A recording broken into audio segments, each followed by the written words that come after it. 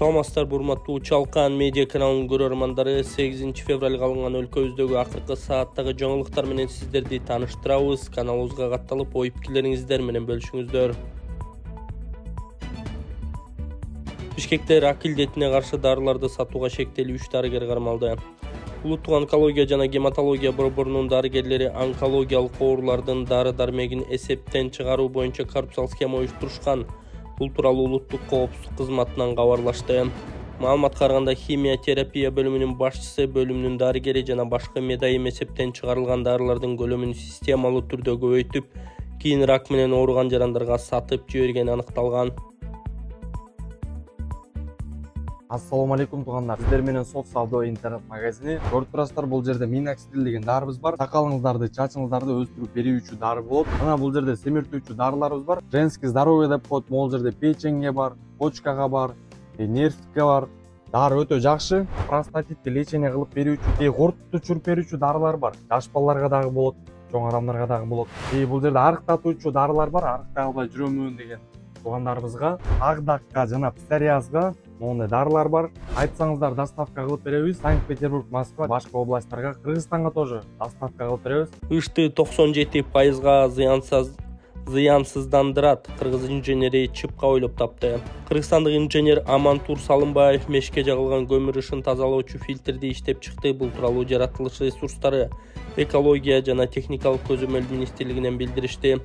Аталган ведомство менен экологиялык мониторинг департаменти жүргүзгөн лабораториялык анализдер фильтр түтүндү, көмүр кычкыл газын жана башка зыяндуу заттардан 97%га чейин тазалай алаарын көрсөткөн. Фильтр энергия менен техникалык тейлөөнү талап кылбайт жана 5-6 жыл иштейт. Бул аны экономикалык да, экологиялык да жактан эң жеткиликтүү жана натыйжалуу чечимге айлантат. Учурда Бишкек, Нарын жана Беловодск айылындагы бир катар объектилерге ушул фильтрлер орнотулду деп айтылат маалыматта.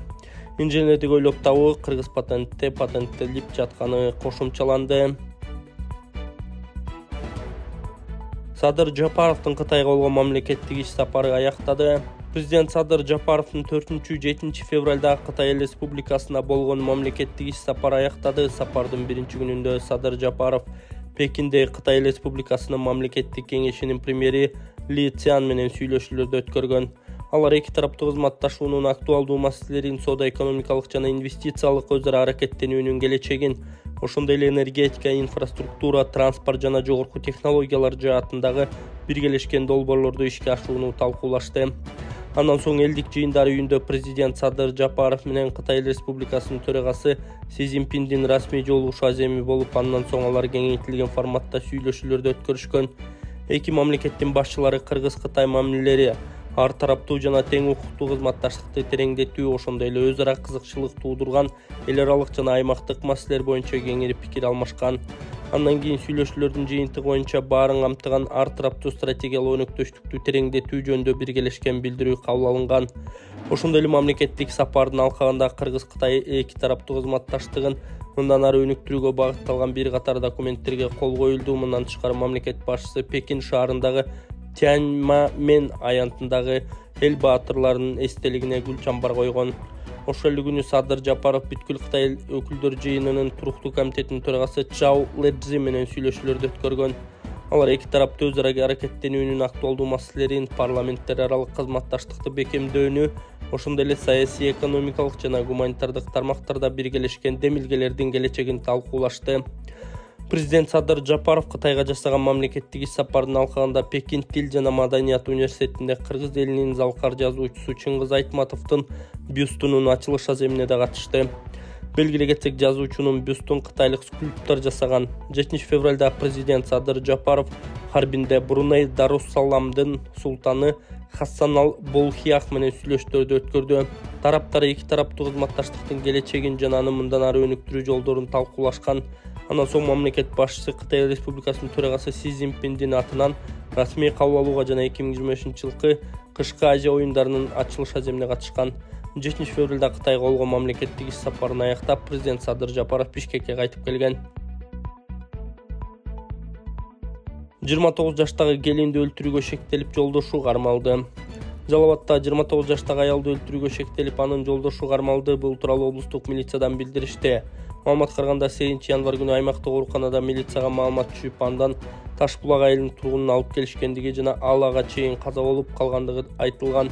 Соттук медициналык экспертиза дайындалган. Тергөөгө чейинки текшерүү учурунда маркумдун 33 жаштагы күйөөсү чыр-чатакка эч кандай себеп болбогондугун жана аялына жардам берүү үчүн аны ооруканага алып келгенин билдирген. Соттук медициналык экспертизанын жыйынтыгы менен аталган факт 6 февралда Кылмыш жаза кодексинин 122 беренеси адам өлтүрүү менен каттоого алынган. Кылмыш иши козголуп тергөө жүрүп жатат. Маркум 3 баланын энеси болчу. УКМК Хизбут Тахрир уюмунун Кыргызстандагы лидерлерин кармаганын билдирди. Хизбут Тахрир диний экстремисттик уюмунун Кыргызстандагы лидерлери жана функционерлери кармалды. Бул тууралуу УКМКдан билдиришти.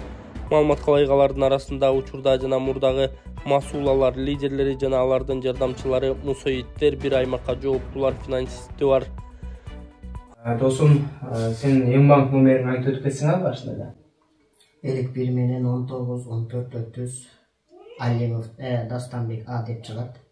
Урматтуу бир туугандар, азыркы учурда Ош областына караштуу Раван районунда ушул Дастанбек деген досубуз сколиоз оорусунун 4-степени менен ооруп калыптыр.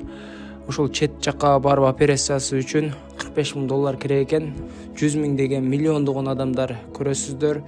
Ушул жигитке кайдыгер карабастан өзүнүн эм банкына перевод кылып кетсеңиздер, аябай жакшы болот эле. Ушул жигит дагы операция болот эле туугандар, Алланын ыраазычылыгы үчүн. Буга чейин дагы билесиздер, аябай көп жардамдарды кылып келгенсиздер. Бул жигитке дагы эч качан жолдо калтырбай жардам бересиздер деген ниеттемин туугандар. Ассаламу алейкум. Мен бул оору менен балалык кезден бери ооруп келем. Бул эми аракет кылып баштадым буюрса. Иншалла бул дүйнөнүн эрежеси, күчтүүлөр гана дүйнөдө жашап калат. Түндө жатканымда артыларым ошо позвоночник ийилген жерлер батат, анан чалка жатып калганда ошондой болуп ооруп калат. Анан санчка туруп, ал жериме бер жериме, анан жан баштап жатсам ошо алдымдагы сөөгүм кайрадан алдына чыгып, дем алышым кыйындатат да. Анан түнү жатканымда, кичине чалка жатканымда мындай кылып берсем, мындай эки ошо грудной клетканын бир немелери, кусоктору бири-бирине кирип калганын сезем да, кадимкидей. Анан үйүшүп ооруп калгандан массаж кылам. Ошол жерлер массаж кылып өзүм ата-энеме билдирбей неме кылып жай берем да, анан көңүлүм неме болуп, анан жатып дем алып калам. Жайылып кеткенден кийин өзүм жаным арам алып калат да. Ушундай абалда турса дагы эч качан намазын калтырган балдардан эмес, мечитке барат. Ушул досума кайдыгер карабастан эм банкына жана ошондой эле единица катары деле салып койсоңуздар болот. Өзүнүн эм банк номерине да перевод кылып, ушул операция болуп кетүүсү үчүн себепчи болуп калыңыздар. Алар бир нече жылдан бери экстремисттик идеологияны пропагандалоо, жактоочуларды тартуу, интернетте жалган аккаунттарды түзүү, ошондой эле жашуун басмаканада материалдарды көчүрүү жана таратуу менен алектенишкенин айтып беришкен. Уюмду каржылоо үчүн республика боюнча мүчөлөрүнөн жыл сайын 7-8 миллион сомго жакын акча чогултуп турушкан. Каражат жогорку даражалуу функционерлерге ыйгарылып, аларга акчаны өз каалоосу боюнча пайдаланышкан. Ошондой эле Ош облусунун Кара Суу айылынын 61 жаштагы тургуну уюмдун Кыргызстандагы өкүлү болуп чет өлкөдө жүргөндө иштерди координациялаганы аныкталган. Ошондой эле чогулган каражат анын дарегине жөнөтүлгөн деп айтылат маалыматта. Атайын кызмат аталган жаранды эл аралык издөөгө алынганын кошумчалады. ИИМ Бишкекте 31 миллион рубльди тоногондордун арасында чет элдиктер бар. Бишкектин ортосунда акча алмаштыруучу жайдын кызматкерлерине кол салгандардын арасында чет элдиктер болгон. Бул тууралуу Спутник Кыргызстан маалымат борборунда өткөн жыйында ИИМдин маалымат кызматынын жетекчиси Султан Макилов билдирди. Анын айтымында кол салууга тиешелүүлөр аныкталып издөөгө алынган. Милицияда кол салгандар ар кандай унаалар менен жүргөнү тууралуу бардык маалыматтар бар. Машинелер айып короого киргизилип, шүктүүлөрдүн арасында биздин жана чет өлкөнүн да жарандары бар. Учурда изделип жатат, соттун чечими менен баары тең сыртынан камакка алынды, деди Макилов. Эске салсак, Бишкекте бычак менен куралданган бет капчандар адамды тоноп кетишкен, алардын 31 миллион рубльдан ашык акчасын алышкан. Жабыркагандар Кыргызстандын жарандары. Алдын ала маалымат боюнча алар долларды рубльга алмаштырышкан. Кыргызстан менен Гвинея Бисау дипломатиялык алака түздү. Кыргызстан менен Гвинея-Бисау Республикасы дипломатиялык мамилелерди түздүү бул тууралуу Тышкы иштер министрлигинен билдиришти. Тиешелүү документке Кыргызстандын Бириккен Улуттар уюмундагы туруктуу өкүлү Аида Касмалиева жана Гвинея-Бисаунун буудагы туруктуу өкүлү Самба Саны 6 февралда Нью-Йорк шаарында кол коюшкан. Байге фонду 3,5 миллион сом мамлекеттик гимнди жазуу боюнча сынактын шарты. Маданият, маалымат, спорт жана жаштар саясаты министрлиги мамлекеттик гимндин жаңы редакциясын иштеп чыгуу боюнча сынак баштаганын жарыялады. Сынакка композиторлор, музыканттар, акындар жана чыгармачыл жааматтар катыша алышат. Конкурска жаңы жазылган, ошондой эле мурда аткарылган же жарыяланган музыкалык чыгармалар катыша алат. Автордук укуктар сакталышы керек. Ар бир катышуучу бир же бир нече вариантты сунуштоого укуктуу. Гимндин узактыгы 3 мүнөттөн ашпашы керек деп айтылат маалыматта. Өтүнмөгө төмөнкү документтер кошулушу шарт. Катышуучунун же жааматтын жеке маалыматтары, гимндин видео жазуусу же аудио жазуусу, ноталык партитура, гимндин кыргыз тилиндеги тексти, жеке маалыматтарды иштетүүгө макулдук. Сынак 2 этапта өткөрүлөт. Биринчи этапта Маданият министрлиги бардык өтүнмөлөрдү кабыл алып, аларды ведомстволор аралык комиссияга өткөрүп беришет. Аталган комиссиянын курамына жогорку кеңештин мамлекеттик органдардын өкүлдөрү, жазуучулар, композиторлор жана маданият ишмерлери кирет. Экинчи этапта комиссия 15 иш күндүн ичинде чыгармаларды белгилеген критерийлер боюнча баалап, мыкты 3 эмгекти жогорку кеңештин кароосуна жөнөтөт. Жеңүүчүлөр төмөнкү сыйлыктар менен сыйланат. Биринчи орун 1,5 миллион сом жана диплом, экинчи орун 1 миллион сом жана лауреат диплому, үчүнчү орун 500 000 сом жана лауреат диплому, 4-чү жана 5-чү орундар үчүн атайын сыйлыктар 250 000 сом. Эгерде сынакка өтүнмөлөр жетиштүү деңгээлде түшпөсө же татыктуу чыгармалар болбосо, конкурс жараксыз деп таанылышы мүмкүн.